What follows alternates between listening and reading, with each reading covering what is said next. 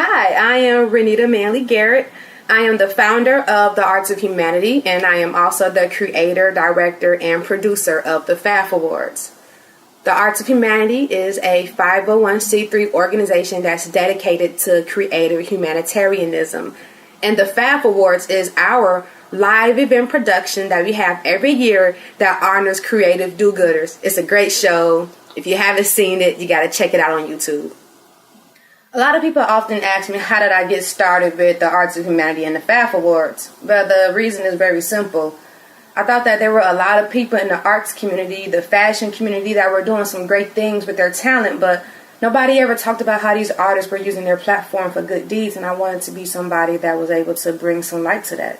That happens to also be what motivates me. A lot of these artists, they're just so talented, and they could spend hours and hours and hours just working on their crafts, but instead of just working on their crafts, they're using their talents to do great things. That alone is just extremely motivating. Oftentimes people have a talent and they just use it just for their own personal gain, but other times people have talents and they want to use them to propel society. And those are the people that I want to focus on. So the Arts of Humanity is the 501c3 portion, and the FAHF Awards is a program that falls under the Arts of Humanity. So you have the Arts of Humanity. We have 3 programs for the Arts of Humanity. AOH Cares, which is our volunteer initiative. Who Cares, which is our education component for students. And then you have the FAHF Awards, which falls under AOH Productions. The challenges and the daunting task from the first FAHF Awards to the most recent FAHF Awards, they have pretty much been the same, but on different levels. So the first year, I really thought that I was going to be able to rent out my venue and all of Chicago and Chicagoland was going to come because it was such a great cause. I thought that, hell, why not? This is dope. You're going to come. That was a lie. I had about 35 people showed up, pretty much family, friends, and a couple of bloggers who just wanted a free ticket to a show. But once they got there, they realized that it was a pretty cool event, and they ended up becoming great allies for me. That was one of the major challenges of my first show. Going to the last show, my most recent show, the biggest challenge with that was actually recording a production specifically for it to be aired on television. And this past year, the most daunting task became getting a crew together, getting our production crew together, deciding which angles I wanted, making sure the stage was perfect for each scene that we shot. So it definitely went from an event-minded way of doing things to a legit production. Nominations for the FAHF Awards can come in all different kind of ways.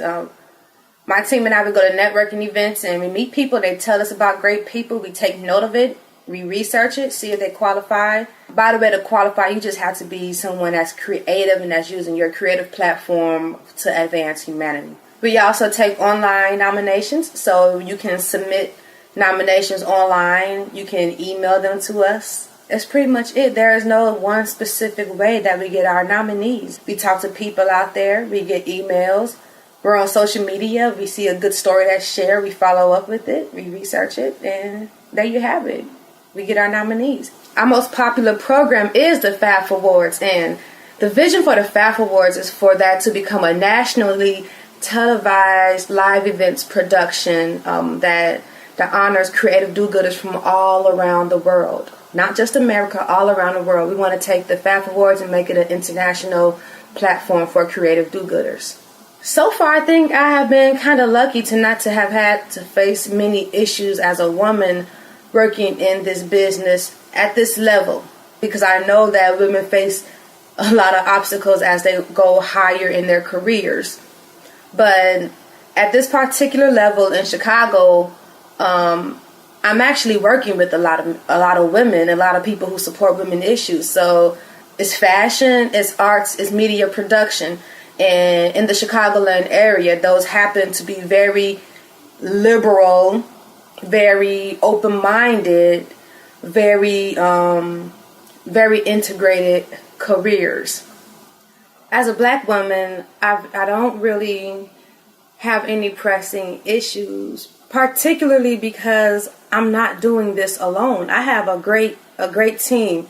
I have a great diverse team, and my team, I didn't diversify my teams with the intent of being a diverse team. I'm the kind of person that allows the universe to bring people into my life that are going to be loyal, that are going to be supportive, that are going to be my friends before they're my career buddies. People who's going to support my vision. And not to sound cliche or anything, but the universe doesn't see race, sex, sexual identity, none of that stuff. The universe, if you allow the universe to work in your favor, the universe is going to send you people who are going to be good to you and for you, or that's going to serve a purpose for you, whether it's a learning experience or not. So for anybody that wants to do good, the one piece of advice that I have for you is to pick your own issue.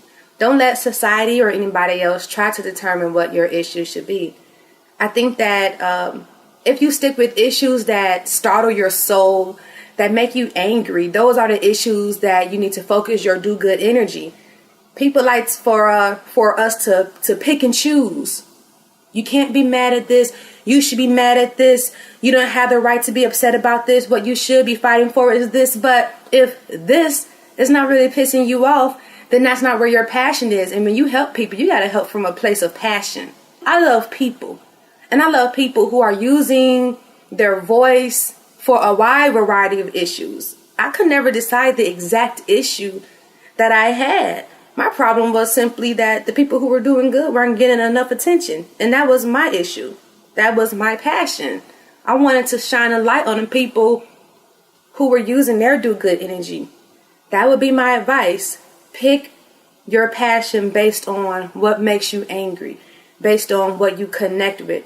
And don't allow anybody to make you decide what you should be angry with. Don't let anybody box you in.